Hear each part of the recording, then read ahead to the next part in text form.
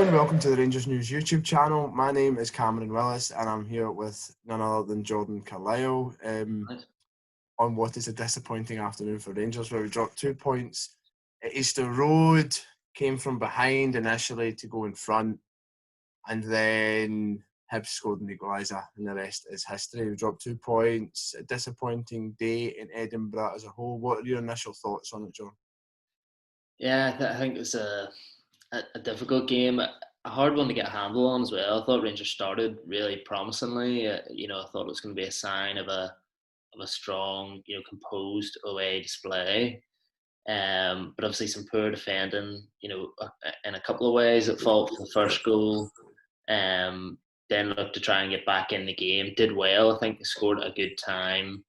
And then the second half looked like they were in control. Could have scored a couple more, but failed to kill the game off. And then Hibs, you know, without really doing much at all with the ball in the second half, managed to sort of cling on and keep themselves in the game. And once they scored that equaliser, I didn't really see Rangers get back into it.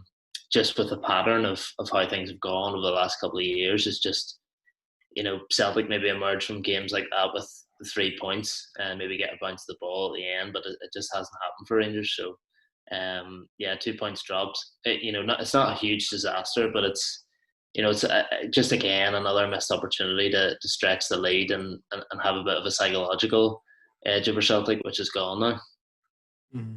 I think that's a big thing. Maybe it was kind of stated going into the match that Celtic had obviously went top of the league and we had to respond, and maybe that's the second time this season, if you include the Livingston time, where a wee bit of pressure's been on us and we haven't responded. I don't think it's the end of the world, but it was bitterly disappointing. I think we did enough to win the match.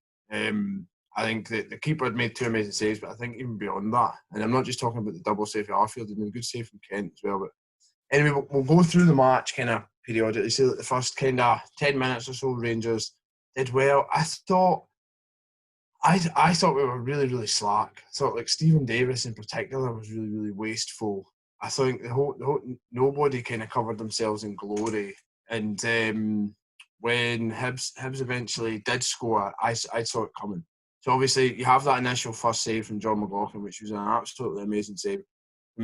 Kevin Nisbet, the Hibs striker. Yeah, I thought he was really impressive the whole game. He just kind of turn and shoot, but he was getting good efforts at that goal. It was a great save from McLaughlin, but see, at that point, Rangers had played well. We were moving the ball, we kind of triangles. We're guilty of making the wrong decision, I thought, in the final third. So instead of passing, we'd shoot. Instead of shooting, we'd pass. I thought that was a kind of common theme. But as soon as they had that chance, I thought, they're going to score. But see their goal. So obviously it comes out and the boy puts it in. Is it Neil that put it in? And the midfielder, the boy, he should have been yellow carded. Oh, right? That was right. Scored a goal. Right. He should have been yellow. So he comes in the back of Ken, rakes his Achilles, right, and it wasn't even just subtle, and the referee blows up for it. He's right beside it. For me, that kind of set the tone for the officiating throughout the match. That was listen, you can push the boundaries and we'll hesitate giving you even a yellow card, let alone a red. I just wondering, what's your point of what's your opinion on that from that first challenge? Do you think that had an impact in the rest of the game, or do you think it set the tone? Well, I think Jack Ross has obviously said, in the changing room before the game, let's get at them, let's be aggressive, but with control. I think they obviously went beyond that a couple of times. I'm not sure if Chris Boyd was, going on about the handling the elbow being a red card. I'm not sure that was a red card, but I think Wright was, he definitely knew what he was doing in terms of coming in on Kent, and yeah, that went unpunished, and I think that probably does give them a degree of freedom. They think, oh, they can get away with that, that's fine. But I think that was a product of the first 10, 15 minutes. Hibs not really being able to lay a hand on Rangers, playing around them, playing nice and quickly. As you said, maybe making the wrong decisions in the final third, but playing really quickly and sharply. And they couldn't get a handle on them. And it's then after that, so that's a thing. They're going to use aggression to slow the game down. Rangers have the better players. They're within their rights to do that, but only when it's, safe and above board. And that wasn't. I think he was very, very fortunate to get away with a booking for something that was very intentional. And then shortly afterwards, then they take the lead. But, the thing with, I think that the goal was just a bit, a team that have kept 7 clean sheets in a row this season didn't really look like that. Barisic, is obviously in quite tight, misses out in the air, then is slow to get out to it, and then every single defender takes up the same position. Even the guys, moving back into the box to cover, everyone goes deep, and Wright's just standing on his own. And I think McLaughlin, looking back on it, will be disappointed as well. Like, when players go through one-on-one with the keeper, they'll look to go through the legs because they'll not be able to shut them in time. That one came from a bit further out through a few bodies, didn't get the legs shut in time. So I think he'll be disappointed. Centre backs, left back, and the keeper all disappointed for the first goal, I think. I think we had 2 nutmegs in it as well, which just didn't look good. It was such a poor goal to lose, and such a poor goal to lose. I was right from. I think Barisic got nutmegged, and then McLaughlin got nutmegged. And after that, then there's obviously them 2 incidents that you kind of touched on, Hanlon and Morelos. Hanlon and Porteous on Hadji and Morelos. Can't remember what order. And they got yellow cards. But I mean, like you say, see when you raise that point about them not being able to lay a glove on Rangers and then starting to lash out, I think there's 2 parts of it. I think the referee's got to afford Rangers more protection, because I think if the shoe's on the other foot, obviously Gerrard said something similar about this in Morelos and the Edwards challenge last week, I don't think we get the same protection. Like I think he gives us a yellow card. I think he's probably more inclined to give a red card for the elbow, the handling thing. I understand what you're saying. It's probably 3/4 of the way to a red card, right? So could have been a red card, it could have been yellow, but I don't think we get the same leeway. I think that the fact that Hibs aren't as good isn't an excuse. I think if you look at the Premier League, what Liverpool play, I don't know, somebody that's just been somebody in the bottom half of the table, and their players begin behaving like this, and the Premier League referees let them off with it simply because they're playing Liverpool. I mean, I've never heard such rubbish in my life. I don't understand why it's kind of accepted here. But by the same token, they can't lay a glove on us. They ruffle our feathers. It clearly got under their skin. It worked. So whilst you can complain about the referee, and I do think that it's valid, and you can complain about Hibs' overly physical style being allowed to be imposed on us against the rules of the game, I think Rangers have got to handle it better. And I think we didn't. And all the way up to half-time, I'm sitting looking at it like, if we go in 1-0 down at half-time here, I'm really, really worried about us getting back into this match. But we kind of composed ourselves. We started playing well again. And then Morelos pops up with a goal. I thought that was a really, really, really good goal. And that settled my nerves a wee bit. But what did you think of the goal? I think it came at a really important time for us. Yeah, I think I was sort of the same. Looking at the game, it looked like one of those ones, kind of, after the really nice start, it kind of looked, it had moved into sort of Livy territory where nothing was really being created. I think Davis was, as you've touched on, was really disappointing after, a really good game last week. He's obviously rested for the Europa League game, and he just looked off it. He won the ball back well a couple of times, helped back and made a couple of key clearances, but on the ball in possession, every time he tried to play a forward pass, he really struggled. Kent struggled as well, but they did stick at it, and it was the 2 of them that were involved in the build-up to the goal. I think Morelos is possibly the only player in the squad who scores from there. From what we've seen of it, and Roof's maybe a sort of different type of striker, but he took it really well. I think reacted to his first touch really well, and a lovely finish. He should have that should have been a second. There's little doubt about that. He missed a really good chance 10 minutes in, free header from Tav's corner, but a good goal and a really good time to get it. I think if Rangers go in 1-0 down, it's hard to see them winning. That goal then meant that I think they were favourites to win the game, even though it was 1-1 at half time, but obviously it didn't work out that way.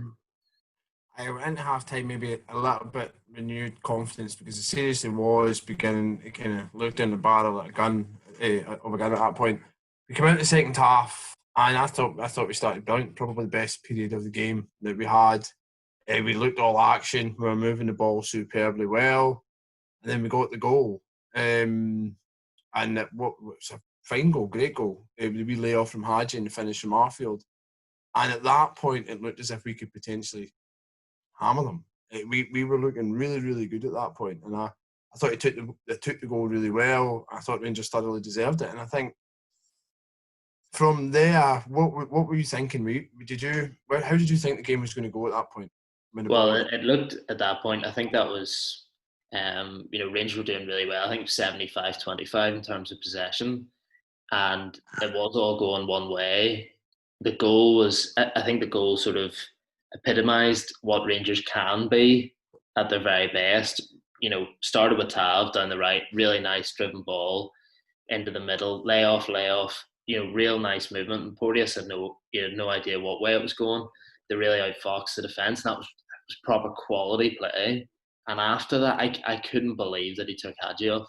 I just was stunned at that. I think he fell out of the first half after Hibs scored, as he sort of tends to do when it gets physical, when Rangers aren't dominating the ball, he struggles. But that's when I was talking to James before the game on the wee preview bit. I sort of said I thought this is a big game for him because it's a test against a better team. And if he can impose himself on it, he played the major part in the goal. Then he picked Kent out for the really good chance that would have finished the game off. And then he had that shot from distance. I thought everything good was coming through him. So yes, bring another striker on, but certainly not for him. At that point, Kamara sort of becomes slightly redundant when it goes to each, but that's ahead of it anyway. But I thought at that point, yeah, it was there to finish off. Hollander as well had a really good chance with a header, which would normally maybe back him to get on target at least. And that was what lost Rangers the game. That, and then a bit of lax defending from Goldson, which it's going to give a lot of material to the people who've criticised him a lot since he's been at Rangers. They're few and far between, but he had a really, really poor second half. There was a 5 to 10 minute spell. He looked so rattled. Just on the Kent chance, he's got to kind of try and lift it over the keeper. It was a good save, and the keeper had like good reactions and stuff. But I thought when he missed that, I was like, we're going to regret this. We're going to regret this because that was clear as day. I thought he should have just tried to lift it over him. Well, I think he worked it well. Really good run. He was picked out well. He then worked his feet well to beat the defender and then open it up for him. At that point, it was kind of the same as his chance against Aberdeen that he scored in the opening day, where he looked cool as anything, and he just stroked it into the bottom corner. There, he just looked like, it's a bit of a long busting run. I've got myself into the position, just hit and hope, just smash the laces through it, and it wasn't enough. It was the Kent of last season, rather than the Kent of this season so far. And that should have been 5 goals in 8 games, which would have been a brilliant return. Rangers going well, but that lack of a little bit of composure in that circumstance, which it's hard to criticise him because he's been so good this season, but that little bit of lack of composure gives them a chance going into the last 20 minutes, and they took that.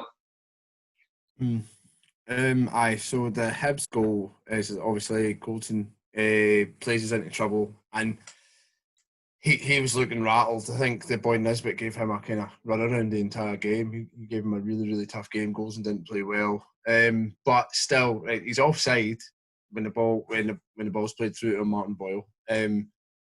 Really, kind of, he's offside. You can't.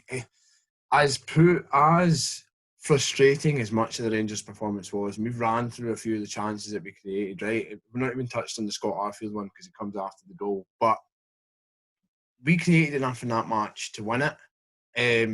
Hibs didn't because their goal was technically offside.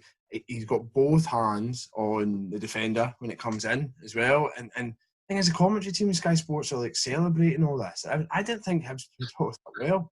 I think as poor as Rangers were, they were miles better. I think that when he plays that ball through, he's got to flag it offside. And when the ball comes in, I think this question's got to be asked over whether or not Christian Doidge is fouling Philip Helander, because it looks like he is. And can you subscribe for that? Can you, as poor as we've been, and obviously Goldson gives it away, shouldn't be in that position. There's a kind of calamity of errors, right, connected to it. But how he's offside? Can you subscribe for it? Yeah, I think it's a difficult one because I think first and foremost it has to go with the defence. It has to go to Goldson because nothing happens if he just does what he should do on the ball. He's giving it away and giving them a sniff. it's also one where he's bent his run, and I think it is offside. His arm is the clear thing offside, which we know now doesn't count. But I think his body is also offside, and you would actually think the angle that the linesman's looking at it from probably looks more offside than it is. I think it's tight, but he is off.